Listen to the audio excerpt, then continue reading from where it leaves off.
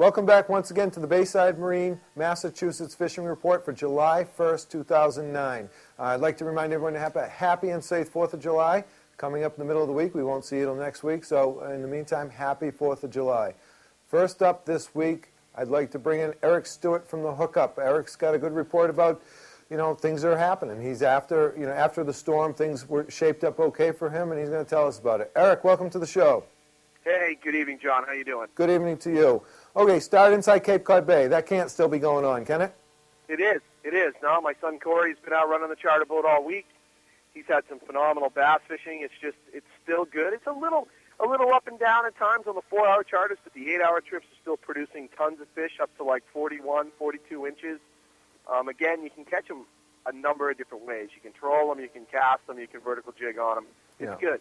I was just going to ask you that, whether it had settled into strictly wireline or you're still catching them all ways. So it's good info, Eric. Is it still on the north edge? Yeah, north edge all the way from, again, the north side all the way up to the Pammit now. They actually really moved right into the inside of the pot line off the Pammit, and that has been a real hot spot for the last 2 days. Okay. I imagine you got nothing on Race Point, because I imagine it's been impossible to fish with a mung there, but is there anything there you can tell us about? I haven't heard too much about Race Point in the last few days. Okay. Last week it was hot, but again, you know how it goes. As the mung moves in, it can shut it right down. You bet. Okay. Moving to the other side. Monomoy Rips, how are they doing? Excellent. Red hot right now. I had a good charter captain of mine good friend of mine who was out today, and he had fish up to 42 inches right in Bearses. Gotcha, fine. Actually, just drifting sea worms, believe it or not. Gotcha. Now, go east for me now. Tuna fish. Have you been out there? Yeah, I was out today. Zero visibility fog. It made it very, very difficult. But the bait, I've never seen so much bait on my fish finder. I mean, it's just absolutely off the charts. We went 1 for 2. We had a fish up. We landed one at 62. I missed another fish in the morning that was probably bigger. And I had a very, very dear friend of mine land a 79 incher that, according to the chart, probably will weigh about probably like 277, 280. Real nice fish. Yeah. We saw a 300-pounder today, Eric, so they're around, definitely. Absolutely. Okay, thank you very much, Eric, and we'll talk to you next week. All right, and have a happy 4th of July, my friend. You too, Eric. Bye-bye.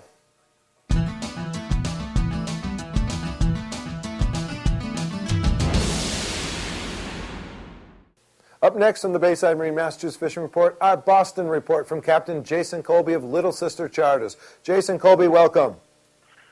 Hi, John. Hi. Okay, bass fishing. Down here in Duxbury, we're not seeing that many schools of decent-sized fish. Not really cranking on them right now. Certainly nothing like we had 3.5, 4 weeks ago. What about you up there? What are you seeing for good-sized fish and numbers of them? We have large numbers of fish. The bigger fish are not in good supply, but there are plenty of them out there. They're mixed in. Seems like they're mixed in with the smaller fish, and you keep plugging on the smaller fish. I don't mean with plugs. I've been using bait. You're bound to pick off a few larger specimens. Gotcha. Now baits. You mentioned baits. What are you using now on your trips? I've been using clams. I've been fishing live eels at night and clams in the day. Mm-hmm. And that's my typical summer thing. It looks like the fish are set up on their summer locations right now. Yep. Normally, when they early in the season, they're moving about very quickly. But this year, they seem to have settled in right away. Mm-hmm. Oh, very good. Now, are you off the flounder? Is the bite still on? You just off it a little bit? What's going on there? Well, we had all those northeast winds starting a week ago Sunday, and it really stirred up the water very badly. And I got out for flounder on Thursday, and the water was like a very, very stained color, and the fish just simply didn't bite. And we had later on that day on Thursday, I got a fair bite of flounder, mm-hmm. and then Friday was another fair bite, not a good bite, and then but they're still there, and if the water settles and cleans up, which could happen, yeah. Then we'll have plenty of flounder for a while. It looks like the dogfish aren't as bad as they have been in past years, so I can fish in deeper water as the water warms up. I can fish in cooler, deeper water, Gotcha. and still continue to flounder fish. Okay, another thing on the bass fishing. The other methods, those guys trolling that were doing well last week, both the tubes and the umbrella rigs, are those guys still doing numbers of fish? Yes, they are. Absolutely. And again, they're mixed sizes with some decent fish mixed in. Spectacle Island, Deer Island, Fawn Bar, and all the outer islands, the Brewsters and the Calf Island area are all producing fish right now. Oh, great. Boston Harbor is alive with bass. Oh, nice. They seem to have, we had the best bass fishing in the world here, and now they seem like we're in a little rut down here in the Duxbury-Plymouth area where it's not so good right now. So I'm glad you have it well, but I'm a little jealous, okay? Well, there's plenty of room for you, John. Thank you. Finally, one last thing, Jason. You have a great 4th of July. Thank you, John. Okay, we'll talk to you next week, buddy. All right, bye-bye. Bye-bye.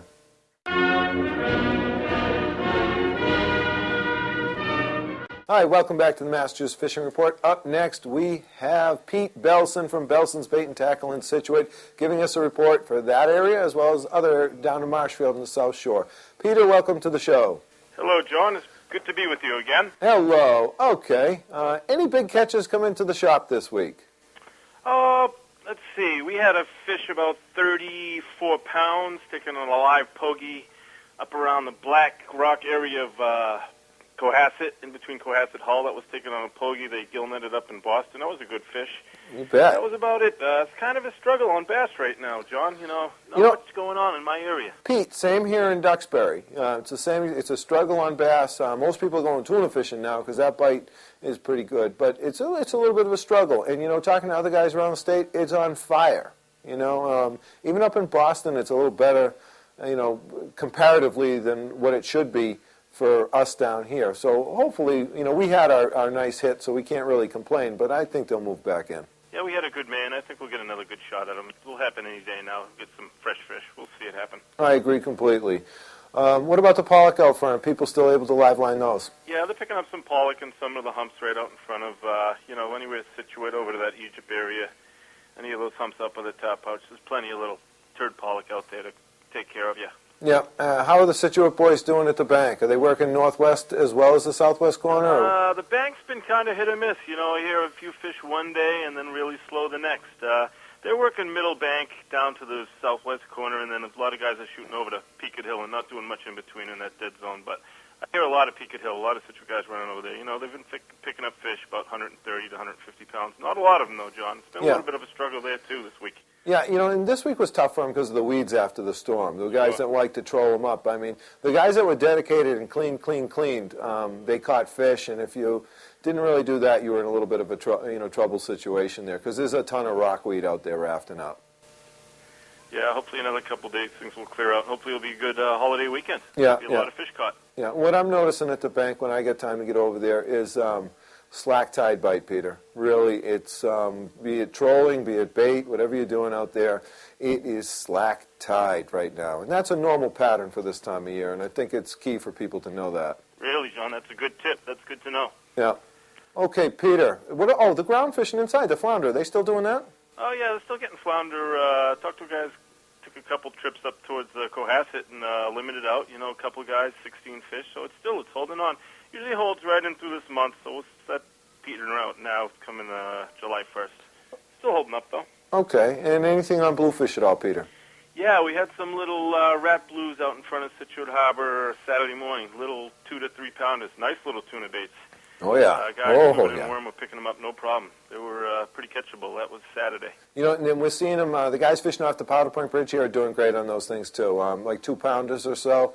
It's giving them fun in between the slow bass bites. At least they're getting some action and catching some fish. So yeah, it's something to do. We have those run up in the river, too, as far as Damon's Point. Usually this time of year, they run up in the river and chase little silver sides and stuff. So what's the best way to catch them up there?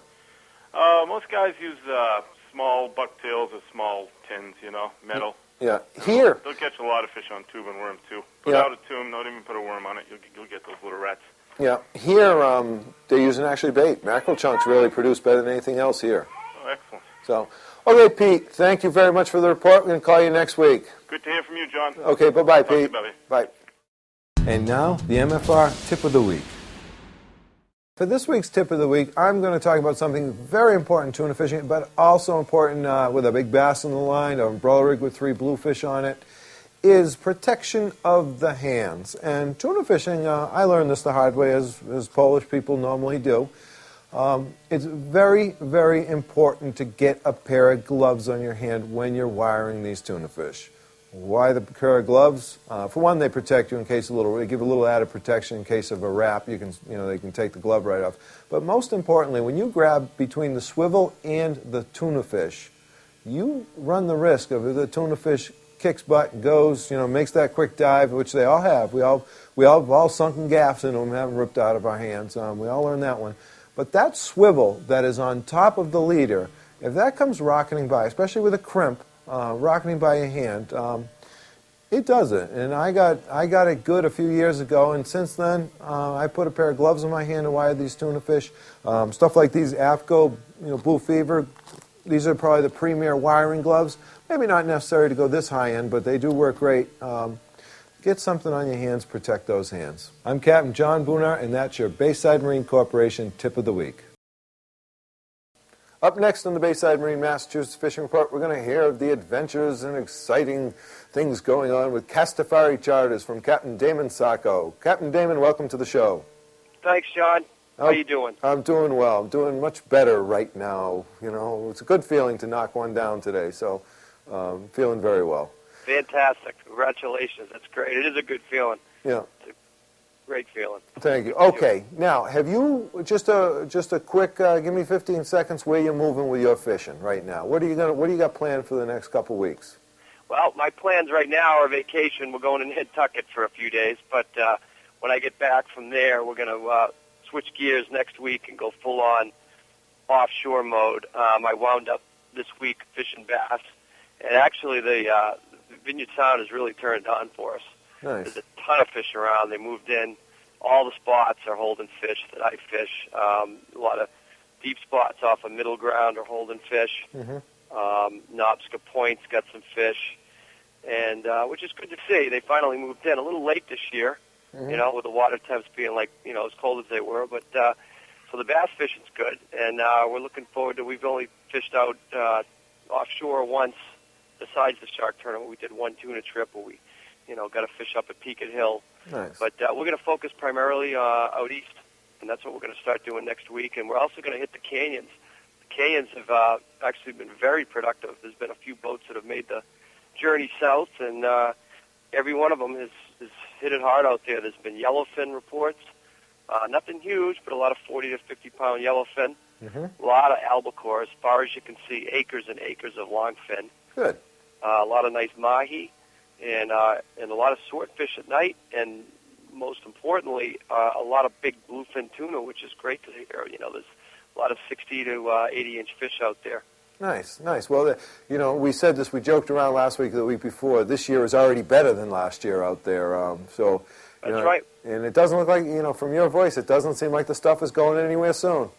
No, I think it's going to be a great year out there. I think we're going to, because we had this cold winter and there's such frigid waters around, we're going to have some very defined temperature breaks. Mm-hmm. And there's already real nice breaks setting up at Atlantis Canyon, Beach Canyon, hydrographers, oceanographers. I mean, pretty much all the canyons east of Atlantis have nice 5-6 degree temperature breaks. Yeah. Now, the tuna fishing out east, because that's going to be popular, those fish now, what are you expecting to see there? Because you're talking about a lot of fish south of there. Are those the fish that come up and, do that BC, BB type thing? Yeah, absolutely. I think they are. I do. I think they are. I think a lot of those fish will definitely push north onto the continental shelf area. Some of them will go up onto George's Bank and hang out on a cultivator shoal, mm-hmm. and some of them will be hanging out on the 6 and 8, which is an area, a lat long area, Loran area that's basically halfway between cultivator and Chatham. Mm-hmm. And then some of them will push right up and settle in the BC, BB, kind of pushing back and forth right along the shipping lane there. Yeah, it's nice to have that information that those things are down there, Damon. I don't have ins like that to know that, so thank you for that. We'll be looking forward to hopefully those things produce. Hopefully they come in to see me, too.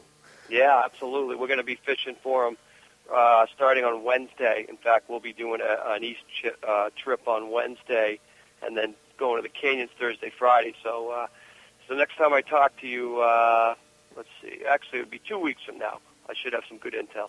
I got you fine. Now, finally, one last question, Damon. For that guy who likes to fly fish in the Sound, maybe that middle ground thing, the shallow middle ground areas, are those done as far as birds working or fish popping, or is that going on? I haven't heard of any surface activity, although I can tell you that if you're not afraid to kind of deal with weeds, you know, you can anchor up at middle ground and actually bounce sluggos. Yeah. And do pretty well. The guys that are kind of, you know, toughing it up and just, hey, you know, throwing the hook and you know, fishing through the weeds. That's the problem with Vineyard Sound, especially after a lot of wind, which we've had. There's a ton of weed around, and it becomes an awful nuisance. But there are a lot of fish on middle ground. Yeah. And you know, they're all over the place, really. And there's some big bass showing up. So, you know, we got a few nice fish this morning. Nothing huge. We haven't broke the 40 mark yet, but, you know, it would have been nice. But we're pretty much done with bass fishing. Yeah. I got you. Well, it's a nice little, you know, it's a fun thing to do for people, so I'm sure you did a great job for them. Yeah, we had fun with it, absolutely. Lots of meat for the table, but it'll be nice to switch gears, focus on offshore, and maybe do a little, hopefully get out in the blue water. You know, it's sitting there, 74 degrees out at Beach Canyon right now. I know. I already am a firm believer on your first trip out there. You're going to save me a nice loin of yellowfin, so I appreciate that. Yeah, no worries, man. No worries. Okay. Well, good luck with your fishing, and I hope those fish stick around on the bank. Damon, have a great vacation with the family, 4th of July, everything. Hope it's all it can be for you, and we'll talk to you again in 2 weeks. Super. Thanks, okay. John. Bye, Take Damon. care. You Bye-bye. too. Bye-bye. Look at that guy. Up next on Bayside Marine Corporation's Massachusetts Fishing Report, we have the animal, Bogey Mike Lundholm. Mike, welcome. Hi, John. Hi. Okay, start with I mean, you were lamenting the bass. You thought, you know, you had that dogfish problem, cold water problem. What's going on there now? It's warming up, changed drastically after the weather was there. The fishing's great now. Really? Any size to the fish? Oh, yeah, they're nice ones, big fish, up to 40 pounds. Good. Very good. Deep water stuff? Anything shallow live liner? Is it that deep water stuff like middle? Mostly deep. Mostly deep. I don't know why. Generally, every spring it's really good up in the rocks, but haven't really seen it yet this year. I don't know if we're going to until, you know, September again. Really? Around the islands, have you made the full string down to Cuttyhunk, or have you stopped at Quicks? What have you done? All of it. All of it? All of it. Yeah, Cuttyhunk's hot. Actually, Cuttyhunk's been the one spot that's been pretty hot all year. Yeah. Gotcha. Now, going back to the fluke, I know you're doing your commercial fluke, and what can people expect in this July 1 opener? Well, down there's a lot of fluke. It's good fishing. Yeah. And the standard Lucas Shoal drifts, that going to be it? Oh, yeah, but you might have trouble getting at 18 and a half or 18 or whatever it is. I think it's 18 and a half. What's it, 18 and a half, 8 per person? I think I'd be looking in the deeper water around it. I don't think it'd be on top of it. Actually, it might even go down to 4 per person. I have to check it. That's ridiculous the way they cut the wrecks back on that. Yeah, they did crush those guys, and it is kind of unfair what they did. You know, it seemed like that went to the draggers a few years ago, the quota. So. Oh yeah, the squeaky wheel, you know. Yeah, gotcha. Okay, any tuna fishing in the future for you? I hope so. I'd like to find the time to get out. Yeah. Well, it's good up at the bank, brother. It's good. They're there. Maybe this week. Okay. The sun's always bugging me to go. I would let up and maybe go up one time this week over the holiday. Mm-hmm. Now, finally, your namesake, your claim to fame, besides being probably the premier bass fisherman in the state of Massachusetts, you happen to be probably the second best cast netter of bait in the state of Massachusetts. Tell me what you're seeing. Closely following John Boonar. You said it, not me. I would not have said such a thing. I would have hidden the inference myself, but... You know, it's not how you throw it, it's where you throw it. You know that. That's right, baby. What are you seeing? Can we expect some relief and get some more pogies up here our way in Duxbury, Plymouth? Are you seeing more down there at all? Yeah, they've been coming on. They came out of the mud or something. I don't know where they came from, but the schools have been beefing up lately. I don't know if it's going to translate to you guys or not. I haven't really heard any reports of things running going through the canal lately, and I usually do. I really hadn't realized Pogies hibernated in the mud. Thank you for that. Well, I don't know. We've been keeping an eye on him, and I didn't see anything outside, and all of a sudden it seems like it got better. Okay, good. Very good. Well, you keep up the good work, hard work, and I'd like to see you up on the bank sometime soon. We're going to call you next week, Mike, and thanks for your information. Okay, John. Okay, bye-bye. Thank you. I can't close this week's show without offering some huge congratulations. First up, congratulations to Wade Callender for winning the Bayside Marine Duxbury Bait and Tackle Tuna Get-Together, and also Bob Gothier for coming in second place with beautiful tuna fish. Also, congratulations to Team Corbett today for their 81-inch tuna fish. I was lucky to be on board and be part of it. Truly a special occasion for two men who lived to do this in their later years, and they did a wonderful job catching a giant tuna. Congratulations, Joe and Jim. Lastly, have a happy, and safe 4th of July. Thank you very much for watching this week's edition of the Massachusetts Fishing Report.